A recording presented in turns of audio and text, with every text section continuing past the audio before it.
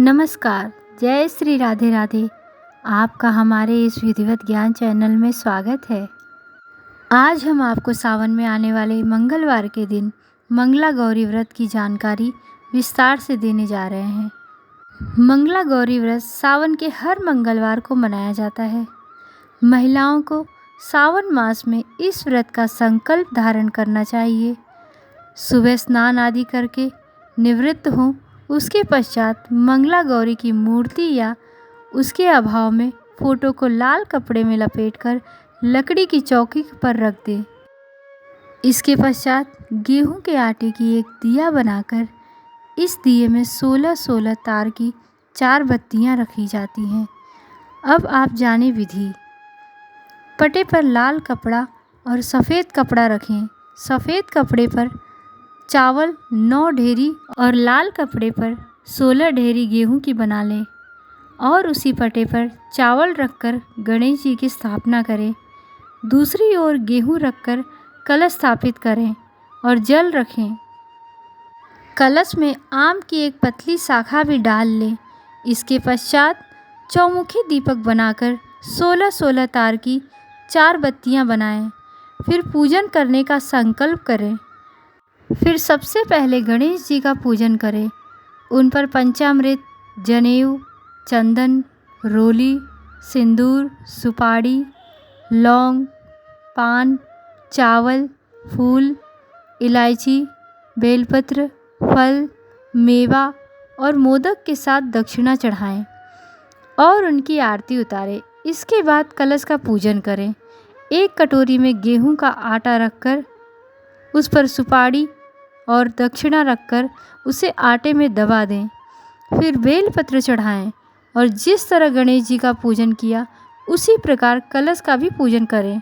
इसके पश्चात चावल की जो 9 ढेरियाँ बनाई थी, इन्हें नौग्रह कहते हैं, उनकी भी कलश की तरह पूजन करें। इसके पश्चात 16 जगह जो गेहूं की ढेरियाँ रखी थी, उनकी पूजा 16 मातृकाएँ की ध्यान करते हुए जनेऊ छोड़कर हल्दी, मेहंदी तथा 16 श्रृंगार चढ़ाएं।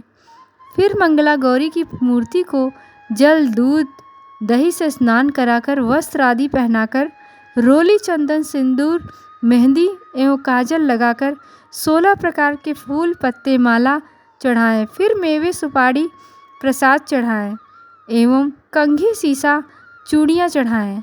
पूजन के पश्चात अंत में मंगला गौरी की कथा सुनी जाती है।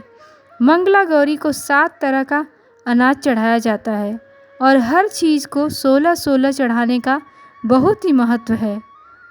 अब आप सब गौरी जी की कथा सुने, जो हम आप सबको संक्षिप्त में सुनाने जा रहे हैं।